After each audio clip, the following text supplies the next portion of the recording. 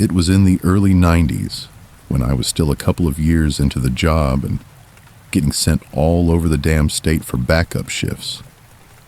Rural departments are stretched thin, covering way more ground than they should be allowed to.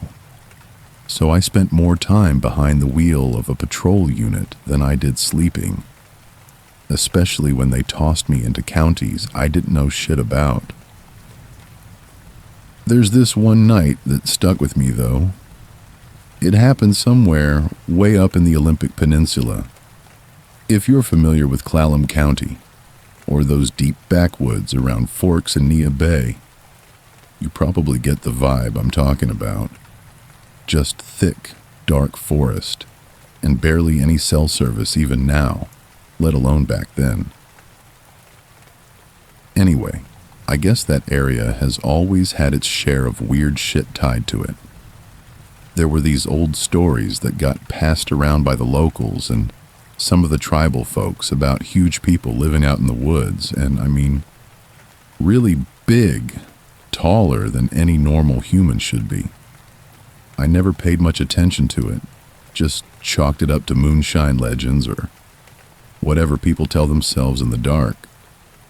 That is, until I got that call. I remember I was covering for a deputy who had called out sick, working an overnight shift in one of those old, unmarked patrol trucks with just me, a half-busted radio, and a thermos of awful coffee for company. It must have been sometime after 11 p.m. when dispatch radioed in a weird one. A distressed family out in a remote cabin was reporting that someone was trying to break in. The strange part was that they weren't yelling or kicking the door in. They were just trying to turn the knob over and over again. But the caller, the dad, described the person as being huge, maybe 7 or 8 feet tall, and said the dude had just walked up from the woods behind their cabin and started trying the back door like he owned the place. I guess my first thought, the one that made the most sense at the time, was that maybe it was just a drunk logger or some tweaker from out of town who'd gotten lost. The area had been drying out after a stretch of heavy rain, and sometimes guys like that get turned around and think they see a cabin they recognize and figure it's theirs. Shit like that happens more than you'd think. The cabin itself was miles off the main road, tucked deep in the pines with just a single dirt track leading to it, and there were no other lights or neighbors for miles in any direction. When I finally got out of my truck, I remember how silent everything was. There was no wind, no bugs, nothing. Just that kind of thick, heavy silence that presses in on your ears. I remember knocking and identifying myself, and the quiet on the other side of that door was just tense. When the dad finally opened it, it was only by a few inches, and I could feel the fear just radiating from inside the cabin. The whole family looked completely freaked out. The mom was clutching their youngest kid, and the older teen was trying to act tough, but was clearly on edge. The dad told me the guy had been at the back door about 10 minutes before I showed up, and that they didn't want to open anything to check in case he came back.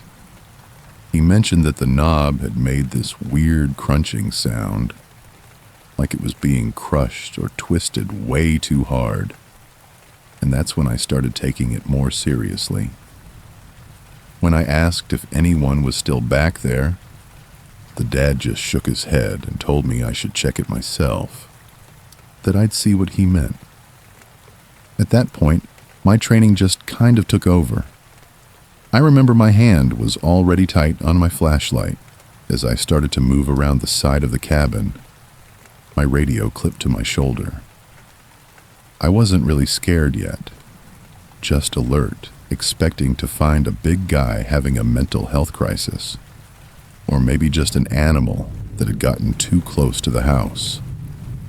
But man, when I got to that corner of the cabin and swung my flashlight toward the back, nothing I'd seen in all my years on duty had prepared me for it.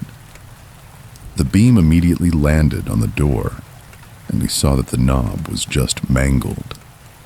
Not scratched or dented, but crushed inward, like someone had tried to twist it clean off with a goddamn wrench. And there were no tool marks. It looked like someone had done it with their bare hands. My gut just dropped into my boots. It was in that moment of shocked silence that I heard the footsteps. They weren't fast, and they weren't sneaky. They were just these slow, heavy thuds in the dirt coming from the tree line, maybe 30 feet out. I aimed the light in that direction, and that's when I saw him. It wasn't a bear, and it wasn't some huge drunk guy. This was a man, sort of, only he was taller than anyone I'd ever seen in my life, easily 8, maybe pushing 9 feet tall. He was as broad as a linebacker and built like a damn mountain, and I could make out his silhouette because the moon was full that night, hanging low and bright in the sky like a spotlight right behind him. He was just this enormous figure standing between the tree trunks, half in shadow and half in the moonlight, with his head tilted slightly like he was sizing me up. I tried calling out to him, but my voice didn't even sound like mine. It just cracked through the night air like a dry branch snapping. He didn't respond or flinch. He just turned slowly and started walking deeper into the trees. I lit him up with the flashlight, but he ducked away from the beam instantly. A surprisingly quick movement for something that massive. He turned his face away for just a second, and that's when I saw his eyes. They were reflective, like an animal's, glinting in the light the same way a deer or a dog's would in your high beams at night. It wasn't a shine from moisture or tears. It was just this cold, glowing bounce from the light that was completely unnatural. I was frozen for a second before I finally called it in over the radio. My backup for the area asked if it was a bear, and I told him flat out that it wasn't. I took a few steps forward, keeping my light pointed between the trees, and I could still catch glimpses of him moving. He wasn't running, just walking, but his strides were so wide and so fast that it was like he just faded back into the woods in a matter of seconds. There was no sound of branches breaking or any rustling. He just vanished into the blackness. After scanning the tree line with my light for another minute, I walked over to where he had been standing and found a few impressions in the dirt. There were no shoe treads, just long, deep marks where someone incredibly heavy had stepped, and they were spaced way farther apart than any normal person could walk. After a couple more minutes of looking around, I went back and met the dad at the front door. I told him that no one was around anymore, but that his door was definitely damaged, though I didn't mention the full details of what I had seen. He just nodded like he already knew and told me that sometimes they get signs that things tend to go quiet right before it shows up. When I got back to my truck, I logged the call like any other: vandalism and an attempted break-in with no suspect on the scene. Just another quiet night in the woods on paper. But the image of that figure, those eyes, and that weirdly calm walk back into the trees just wasn't right. I didn't sleep right for a couple of nights after that. I couldn't get the image of that silhouette and those glowing eyes out of my head. 3 days later, we did a welfare check on the cabin, and the family was okay with no new damage to their property. But they said they kept hearing heavy, slow steps in the woods late at night, always from the same side of the cabin, and that they constantly felt watched, like something was just out of sight, waiting. We swept the area again, but found nothing. No prints, no broken branches, like it had never even been there at all. The report was closed and just filed away as another weird call. But I still think about it sometimes. I think about that size and those glowing eyes, and the fact that it knew we were there, and it just didn't care.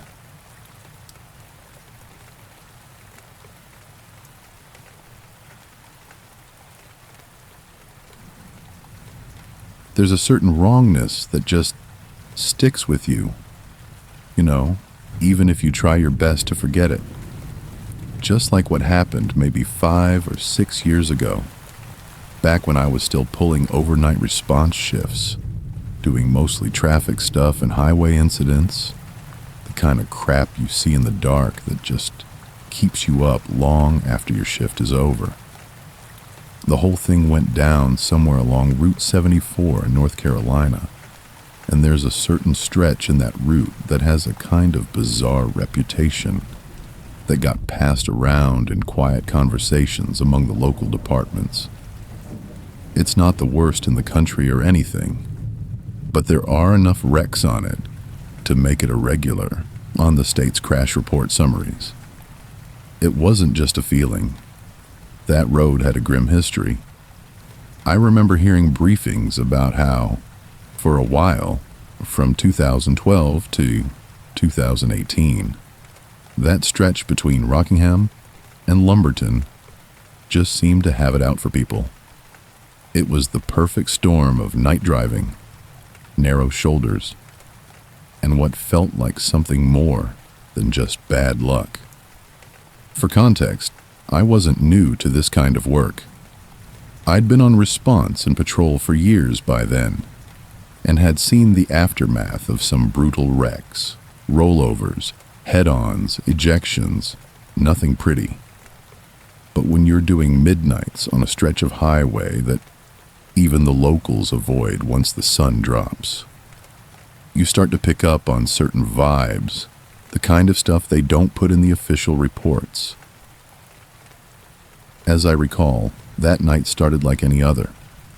My partner, Diaz, and I were just posted up near a gas station, killing time between calls. It was just after midnight when dispatch radioed in a vehicle collision with a possible entrapment on a back road tie-in just off 74, and it sounded bad. There was a single vehicle confirmed at the scene, but a possible second vehicle was unknown, as the caller was another driver who had stopped after seeing headlights down in a ditch and said the crash looked fresh. We flipped our lights on and headed out, already running through different scenarios in our heads. Sometimes you roll up on nothing, and other times you roll up on something that just burns itself into your memory. By the time we got there, EMS was already on the scene. The car was a mangled mess, flipped upside down off the embankment, like it had rolled hard at least once before coming to a stop. The front end was completely crushed. There was glass everywhere, and the driver's side was caved in, with fluids leaking and steam still rising off what was left of the hood. Diaz started pacing off skid marks on the road, while I headed down the embankment with my flashlight to check the vehicle itself. The driver had already been confirmed, DOA, a male in his mid-40s, with his face smashed in from the wheel and dashboard. The passenger was a woman, maybe 38, who was still breathing, but just barely, and the EMS crew was working fast on her. I still remember how the whole scene just felt wrong from the start, not just because of the damage, but because there were only one car found at the site. There was no sign of a second vehicle, but the angle of impact and the way the car had spun out just didn't make sense unless it had been clipped hard from behind or the side. Diaz mentioned it too. We both thought that maybe the other vehicle had fled the scene, which sadly isn't all that rare. I moved around to the back of the car, shining my light through the busted-out rear window as part of a routine check for bags, IDs, or phones. And that's when I saw him. He was sitting in the back seat, dead center. A teenage boy, maybe 16 or 17 years old, pale and thin with short hair. He was just sitting there, not slumped over or bleeding, his head slightly turned toward the passenger side window, and as still as hell. My light hit him square in the face, and he didn't even flinch. He made no eye contact and showed no signs of injury. And for a second I just froze, thinking that maybe EMS had missed him somehow, and he was just in shock. But the second I leaned in closer to get a better look through the shattered window, he was just gone. I mean it. He was just not there anymore. In the space of a single blink, that back seat was completely empty, with no shifting, no sound, and no sign of any movement, like I had hallucinated the whole damn thing. I knew what I saw, though. He was sitting right there, as still as stone and as calm as hell. I opened the back door just to double check, and ran my hand across the seat. But there was nothing there but some shattered safety glass and a half-crushed big gulp cup wedged between the seats. There was no blood and no pressure marks on the seat like someone had been sitting there, and I even checked the floorboards, which were also empty. I didn't say anything to Diaz yet, because what I saw didn't feel like a hallucination. It felt like watching a movie where a single, crucial frame had just been cut out, and my mind was still reeling from the jump. The easy excuse that I was just overtired from working our 5th night in a row felt like a flimsy blanket thrown over something deeply wrong. When you're running on gas station coffee and 4 hours of sleep, your brain starts doing weird shit. We finished up our scene control while EMS loaded the woman into the ambulance. She was still unconscious, but at least stable enough for transport. While I was helping to log the personal effects from the wreckage, I heard one of the paramedics quietly talking to a fire guy who was helping him, and he mentioned something that made me stop cold. He said the woman's ID had come up as a local, and that she'd been in another serious accident a few years back, where her 17-year-old kid had died. A kid who was the same age as the boy I thought I had just seen. I pretended not to be eavesdropping, but that information hit me like a punch to the ribs. After the wreck was cleared, and we were back at the station finishing up the report, I pulled up the preliminary details on her prior accident. It had happened 3 years earlier, not far from where we were now. She had been driving her son home from school when they got sideswiped at an intersection by a truck that blew a red light rolling their vehicle. She survived the crash, but her son, who was sitting in the back seat, had died on the scene.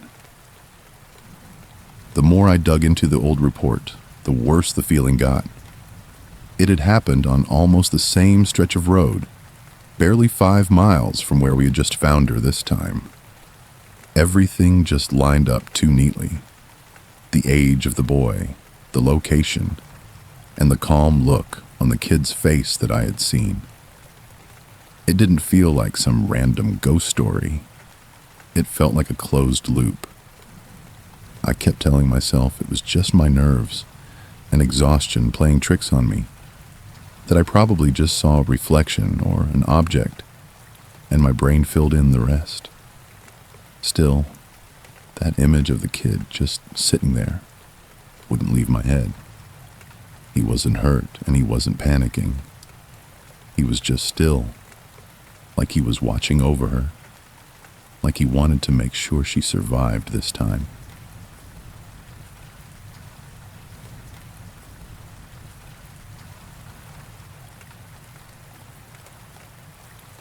You hear about new drugs on the news and all the time. These bogeyman stories that are supposed to scare you, but they never really feel real until you meet one of them face to face in a dark parking lot. For me, that drug was flakka, that synthetic crap from back around 2016 that was basically bath salts on steroids. I got my first-hand introduction to that particular nightmare during one of the worst shifts of my early patrol career, back when I was maybe a year on the job and still green enough to think I could handle anything the night threw at me. At the time, I was working the west side of town, a beat that was mostly just strip malls, 24-hour diners, and gas stations that sold more lottery tickets than fuel. The Walgreens on 83rd was kind of a hot spot for weirdos, and we'd get a call there every other week for the usual stuff. Shoplifters, overdoses in the bathroom, or sometimes just some tweaker trying to use the blood pressure machine like it was a recliner. It was all routine and predictable, and you start to get this false confidence like you've seen it all, right up until something smacks you upside the head and reminds you that you absolutely haven't. I remember the whole flakka thing and hadn't really made its way to our city yet. We'd all seen the articles and news clips about it screwing people up down in Florida, with people getting tased and still charging officers, or stripping naked and screaming about demons in their blood. We mostly just thought it was another media panic, until it wasn't. I remember a sergeant showed us this one video before a briefing. It was from Miami, I think, of some dude sprinting down the street, stark naked, who took 6 taser hits and still fought 3 officers before they could even get him cuffed. We were starting to hear murmurs from other departments, with officers sharing body cam clips and ER nurses talking about patients they had to strap down with zip ties instead of just restraints. Most of us just shrugged it off, though. The badge and the vest make you think you're ready for anything, until something proves you dead wrong. And that flakka crap didn't just test your training. It tested whether or not your survival instincts could kick in fast enough to keep you alive. Even so, I was still that guy who volunteered for extra shifts, thinking every night was gonna be my big action moment. I didn't mind being the guy who cleared parking lots or backed up a drunk tank transport. And I even used to get a weird kick out of chasing down dudes who ran after a DUI stop. I guess I thought I was invincible, that my vest, my baton, and a half-decent sprint time meant I could handle whatever the night decided to throw at me. But that one night wasn't something I signed up for. It started with a routine call that sounded like just another burnout, acting crazy in a parking lot. But from the second we rolled up, I could tell it wasn't going to be normal. That was the night I found out what it feels like to fight someone who literally doesn't feel pain. Someone who's already gone in the head before you even step out of the cruiser. And trust me, once you felt that kind of madness up close, it doesn't just fade away with time. It sticks to you, like the scars it left on my arm and the holes it punched in how I see the job. I think the call came in around 12:20 a.m.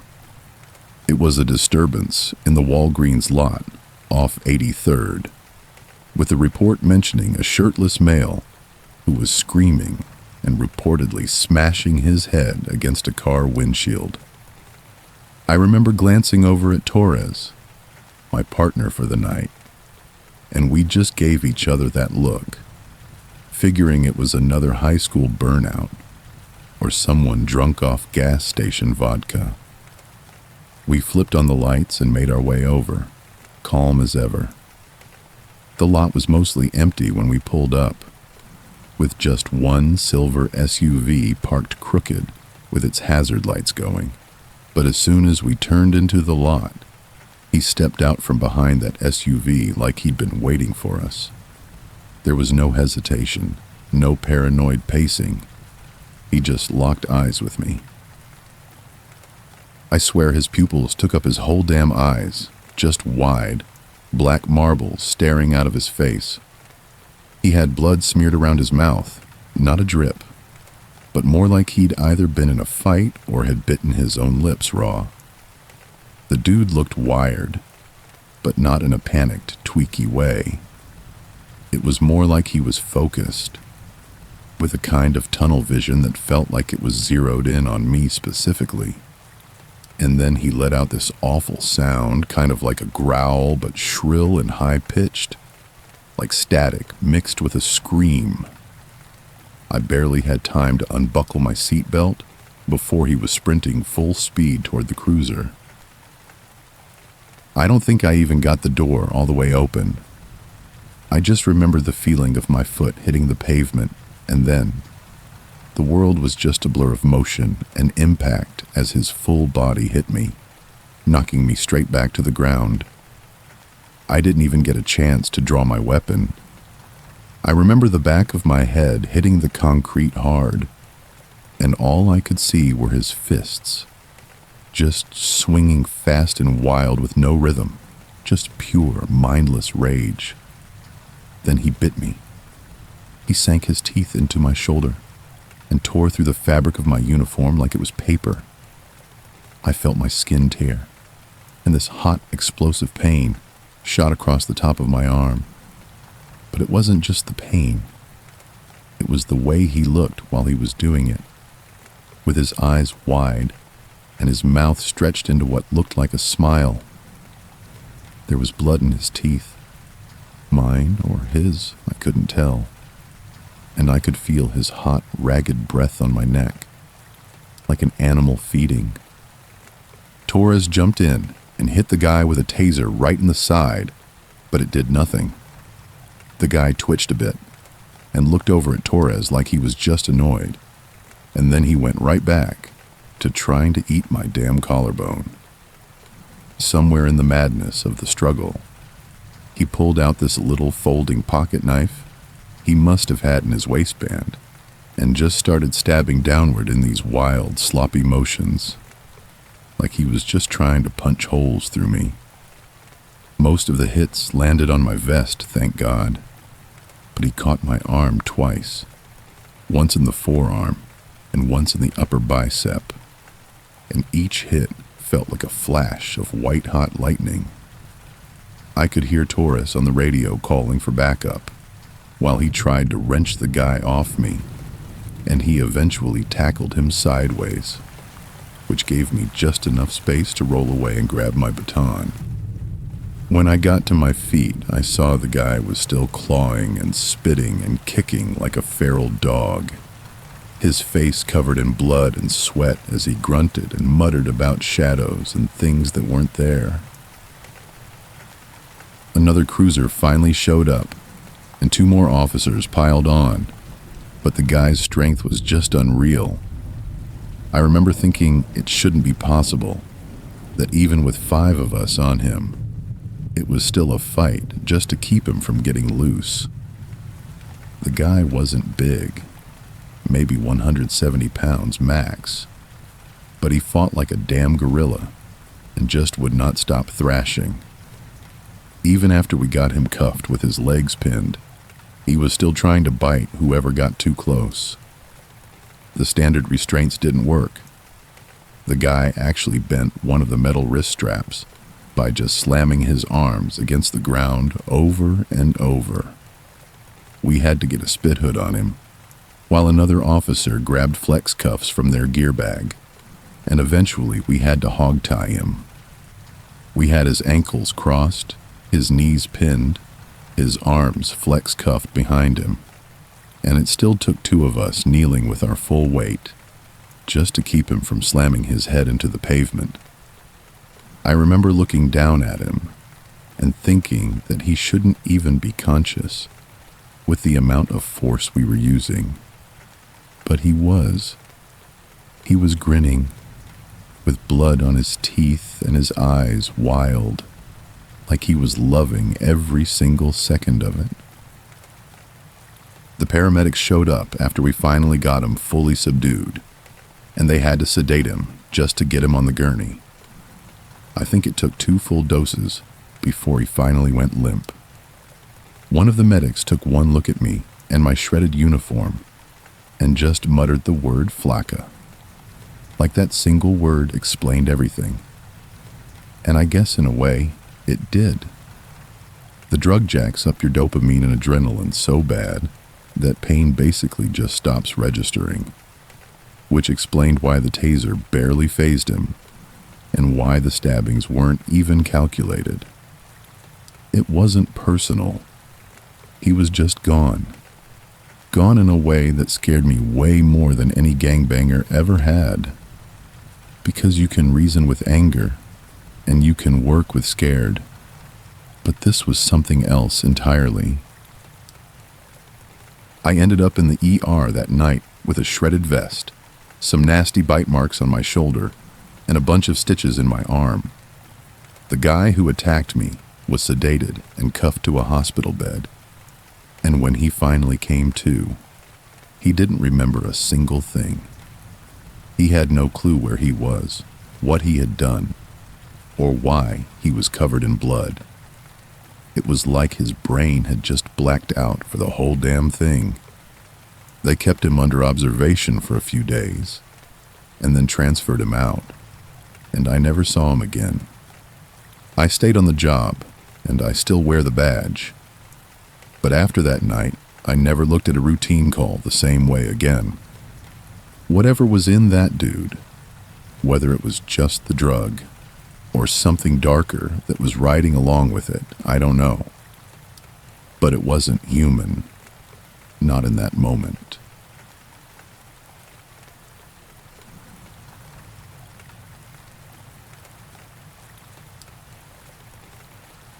You ever get assigned to a place and right from the first second you step in, your gut's just screaming at you that something isn't right?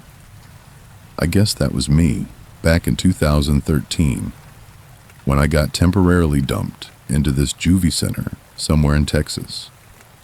I'm not going to name the exact facility because honestly, it's probably better if people just let the place rot quietly without stirring up any old shit. I was already working in law enforcement back then, but this was a different kind of beast. The title was Juvenile Detention Officer, which is a fancy way of saying I was babysitting pissed off minors who had made some bad decisions. It wasn't my usual beat. Normally, I patrolled, wrote up dumbass citations, and broke up the occasional bar fight.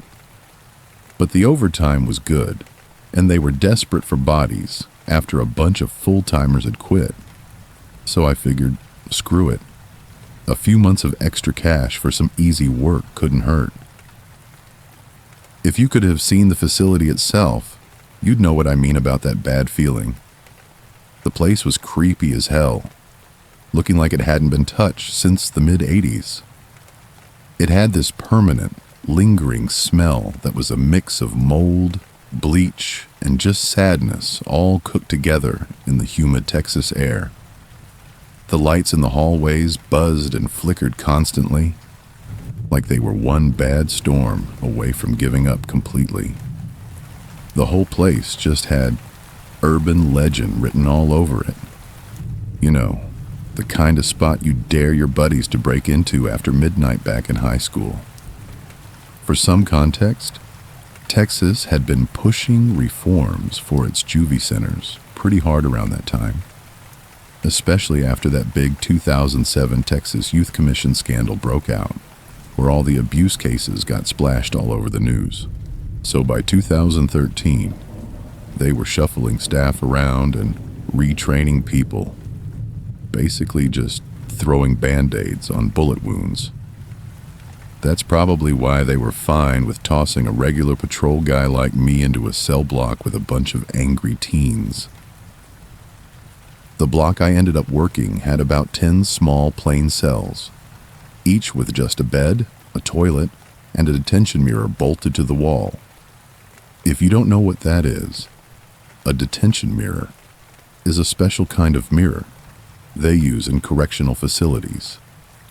They're usually made from stainless steel or polycarbonate and are built to be tamper-resistant, so inmates can't break them or use them as weapons. The thing is, they're more for function than clarity, so you never get a proper reflection. It always looks slightly warped and distorted, kind of like a carnival mirror that's been through hell. The shifts there were brutal in a different kind of way, with not a lot of action, but a ton of constant tension. Some of the kids were chill and just waiting out their time, but others were always on edge, always giving you those hard stares. You learn real quick not to turn your back on anyone, not even for a second. Most nights were pretty uneventful, though. I just did my rounds, logged my checks every 15 minutes like clockwork, sipped on some shitty vending machine coffee, and counted down the hours until sunrise. The overtime pay was solid, and honestly, the scariest part of the job most nights was just fighting off the crushing boredom. That is, until they brought that one kid in. He looked normal enough at first glance, a skinny kid, with dark hair buzzed short, wearing that same half-dead stare that a lot of them had. The intake file said he was 17 and had been picked up on a violent offense, an assault at some party. Because of how aggressive he'd been during the booking process and the nature of his charge, they put him in one of the few cells that had a camera installed inside. Those setups were usually reserved for the high-risk or flagged youth, the ones who might hurt someone or themselves. So he got some extra eyes on him, and we had to keep a closer log. Things seemed pretty standard for the first night he was there. It wasn't until the second night that things started to feel off. I remember I was doing my rounds, and when I passed his cell, he was just sitting upright on the edge of the bed, staring dead at that detention mirror like he was waiting for something.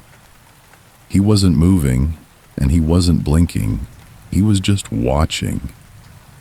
I chalked it up to nerves, or maybe the meds kicking in, because you see weird behavior all the time in those blocks from anxiety or withdrawal.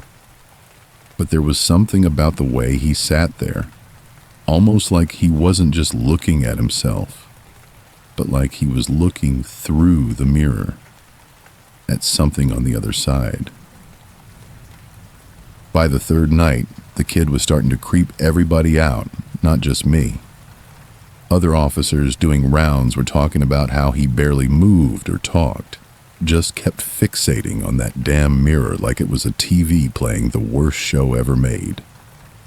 One of the older guys even joked about calling maintenance to come in and paint over the thing.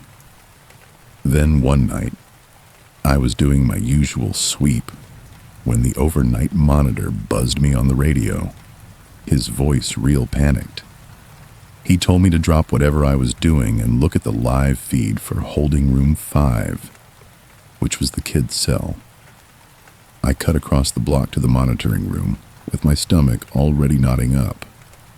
And when I got there, the tech guy was as white as a sheet. He just pointed at the screen, and I saw that there was something wrong with the mirror. On the feed, the detention mirror was dark. Not the usual dim, distorted reflection, but dark like it was absorbing the light in the room. And even though those mirrors are small, the grainy feed showed a figure leaning close to it. A tall shape with broad shoulders. Maybe only the upper part, but enough to know it wasn't the kid. The face was blurred out, like someone had smudged it with grease, and you couldn't make out a single feature. I didn't waste any time thinking about it. I just grabbed my keys and ran down the hall to Holding 5, every footstep echoing like a gunshot in that empty-ass block. When I got there, I didn't go barging in. I don't know if it was training or just pure terror, but I leaned in close to the privacy slit on the door and peeked through. Inside, the kid was still out cold on his bed, and the overhead lights were buzzing like normal. The mirror looked completely fine, just my own dumb, distorted face looking back at me. There was no figure, no shadow, nothing. I stood there for a minute, breathing heavy and trying to convince myself it was just a feed glitch from the old wiring or the crappy cameras. The next morning during the standard checks, we found the kid sitting on the edge of his bed again. Only this time, he was sporting a fresh black eye and had blood dripping from his nose. We pulled him out immediately and got medical to look at him. But there were no witnesses, no noise during the night's rounds, and the cameras hadn't caught anything except the kid sleeping peacefully all night. When we tried asking him what had happened, he just stared at the floor and wouldn't say a single word. The official report ended up saying it was a case of possible self-harm. But unofficially, every single one of us knew that was bullshit. Later that day, a maintenance guy came to do routine checks on the cell, and as he was scanning the room, he pointed his flashlight at the detention mirror and just paused. Barely visible on the surface was a network of tiny, precise hairline fractures spreading out from the center, like it had been tapped repeatedly but not smashed. And those things don't crack unless someone beats the hell out of them with something heavy. But nobody had heard a thing. I started getting this deep, sinking feeling in my gut after that. Like maybe this whole thing wasn't about faulty wiring or broken equipment. Later that week, out of a mix of boredom and unease, I started digging through some old intake records and came across the kid's file again. I figured I'd read up on him, see if he had any priors or mental health notes that we had missed. It turned out he wasn't just some random hothead from a party. He'd been arrested after a house party brawl where, according to the police report, he'd shoved another kid so hard that the kid went straight through a glass door panel. The glass shattered and sent shards everywhere, and the other kid had suffered a traumatic brain injury. He slipped into a coma and died 2 days later. Reading that, it felt like someone had just dumped a bucket of ice water down my back. And yeah, after that, I started standing a little farther away from the cells when I did my rounds, especially his.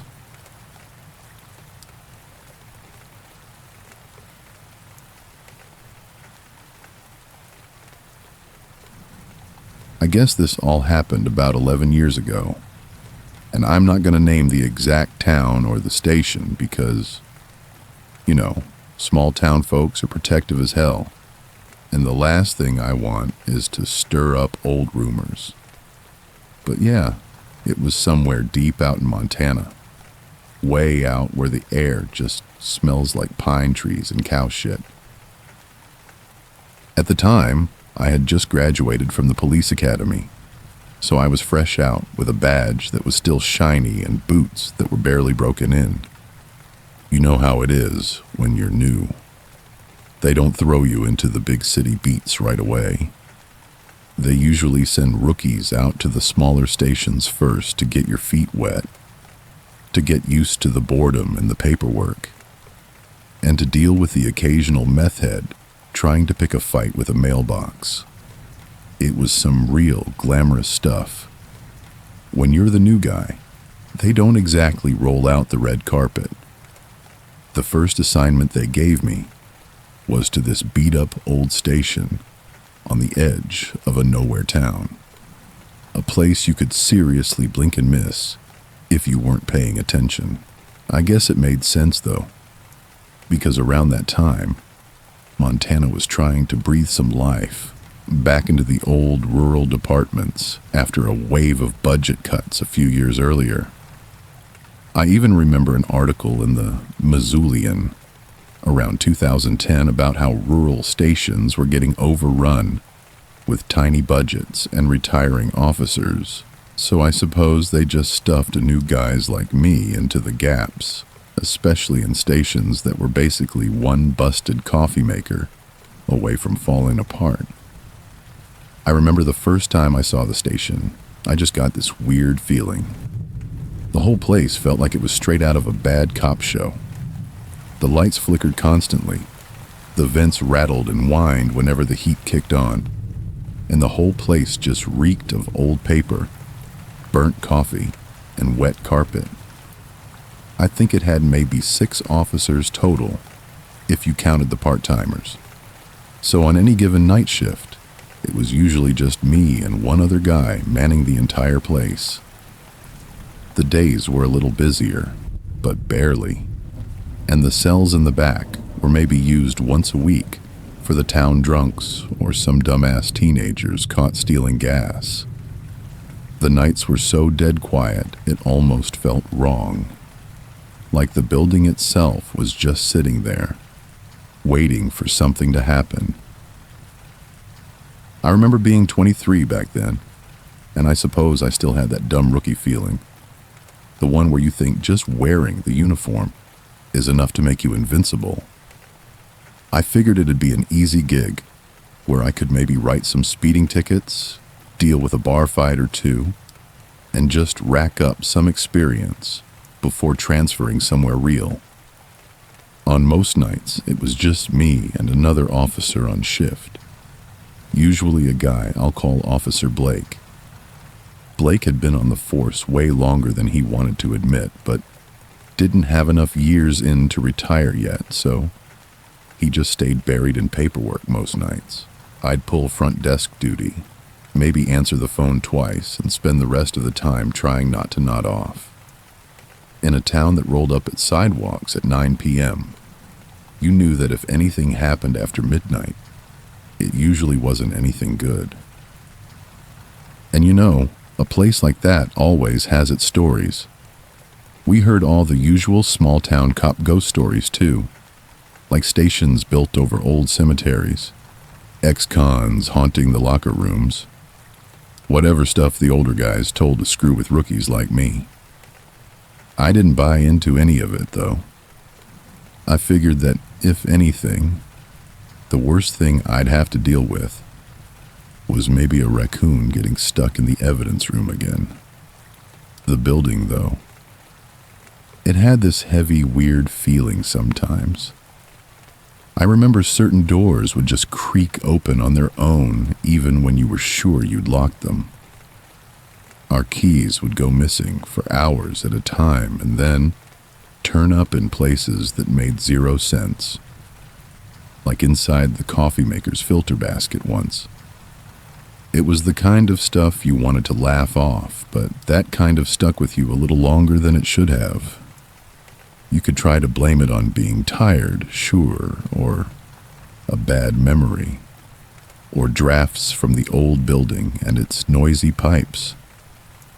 Whatever excuse made you feel better when you were alone at 3 in the morning and the walls started making these popping sounds, like someone was walking just out of sight. The night itself was eerily quiet, with me at the front desk and Officer Blake lost in a stack of reports. But it was out of that quiet that the first real weirdness of the night began. I was sitting there, half dozing at the desk, trying to stay awake by scrolling through some old case files on the computer, when this loud-ass banging just shot down the hallway.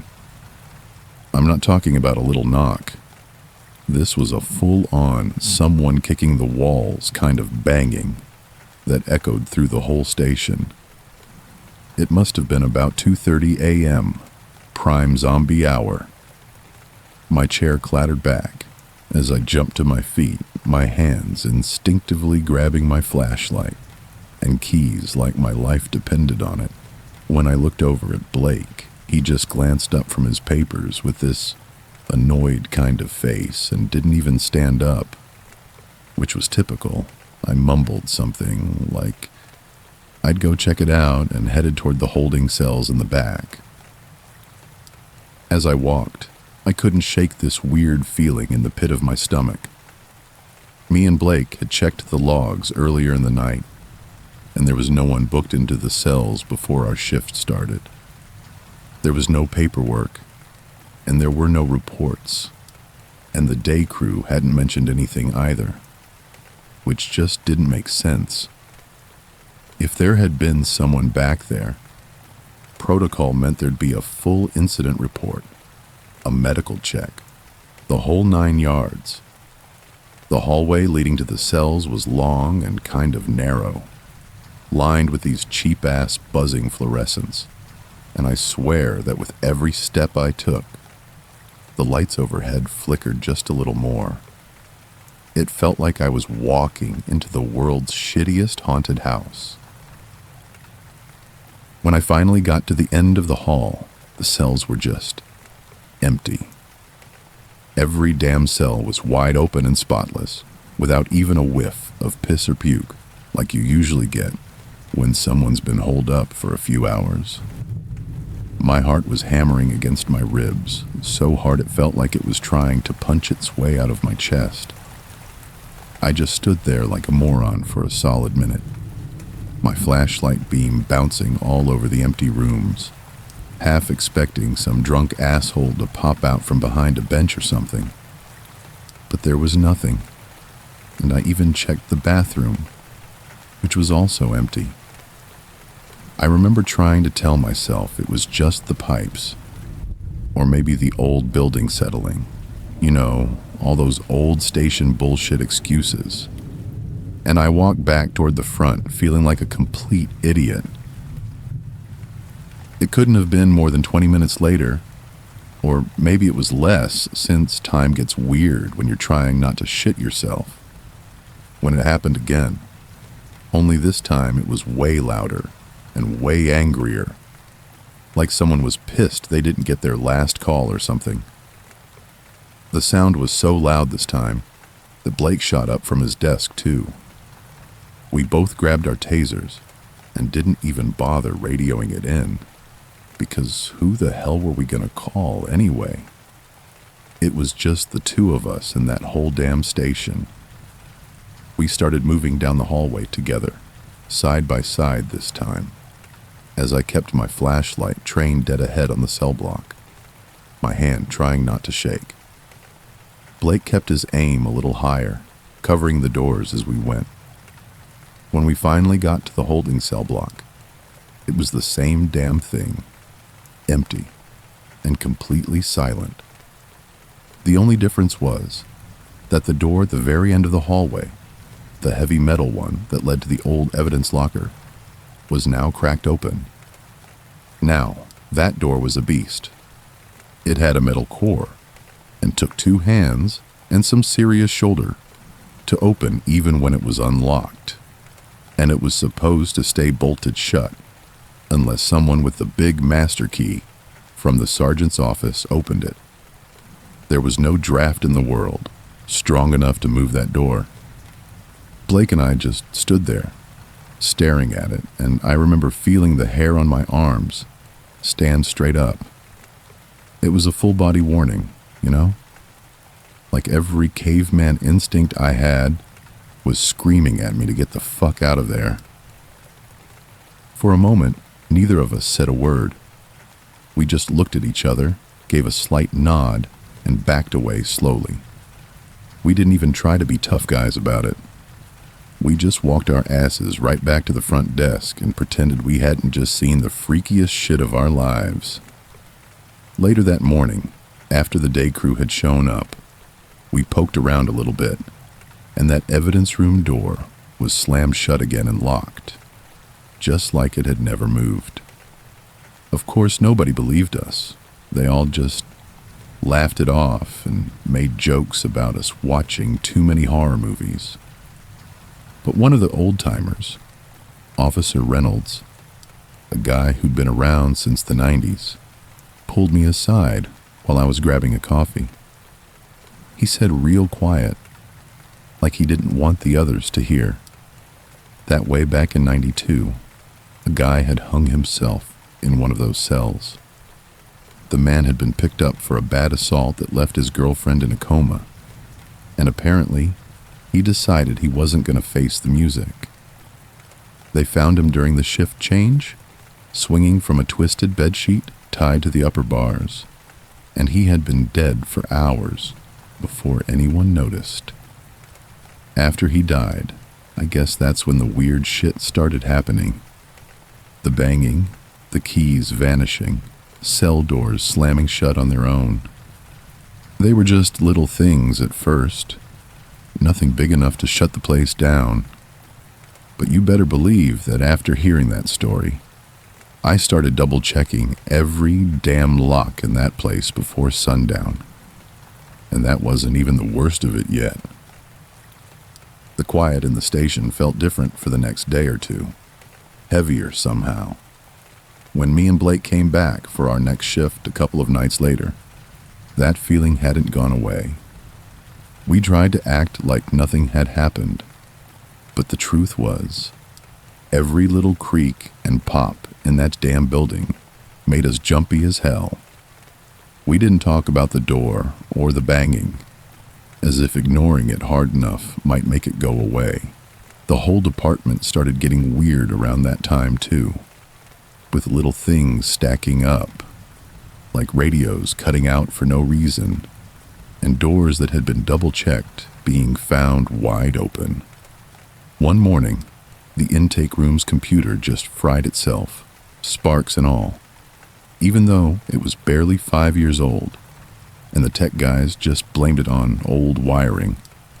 But it didn't feel like that.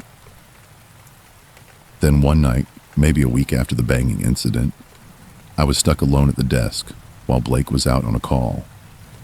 It was that same dead hour, about 2:45 a.m., and I was sitting there tapping through an old case file when I heard it again.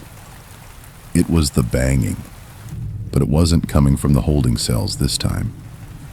This was different. It was coming from the walls right behind me, the office walls. You ever have that feeling like your guts are trying to turn inside out? Yeah, it was that.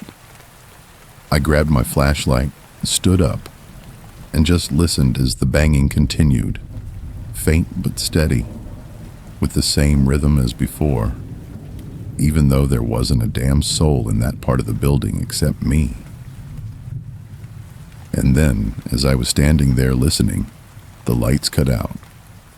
Every single fluorescent overhead just popped and died at the same damn time, leaving the only light as the tiny green glow from the security exit signs. I wasn't sticking around to find out if this was some paranormal documentary kind of night, so I bolted out the side door, got into the cruiser, and tried to call Blake on the radio like my life depended on it. But there was no answer, just dead air. I tried the dispatch next, but there was still nothing. I just sat in that cruiser with my hand hovering over the ignition, half expecting to see some shape staring out at me from the station windows. Blake finally rolled back up, maybe 10 minutes later, claiming his radio had been fine the whole time, with no issues and no dead spots, which just made me feel like I was losing my shit. I don't remember exactly how much time passed, but it couldn't have been more than a couple of days before we got a notice saying the station was getting emergency renovations. The official story was that there were electrical problems that posed a fire hazard, and no one fought it or even questioned it. We just packed up what we could and transferred our operations to a temporary trailer a few blocks over. They gutted the place not long after that, putting in new wirings, new walls, and new everything. But even years later, you still hear stuff. Guys who worked the trailer said that sometimes they'd walk by the old lot at night and swear they could hear banging coming up from the dirt. Blake transferred down south eventually, and while I stuck around the area a little longer, I made damn sure I was always working day shifts after that. People like to laugh off that ghost crap, and I used to be one of them. But when you're standing alone in a dark-ass hallway, and a door that needs a goddamn battering ram to move just swings open by itself, that's when you realize the quiet isn't really empty.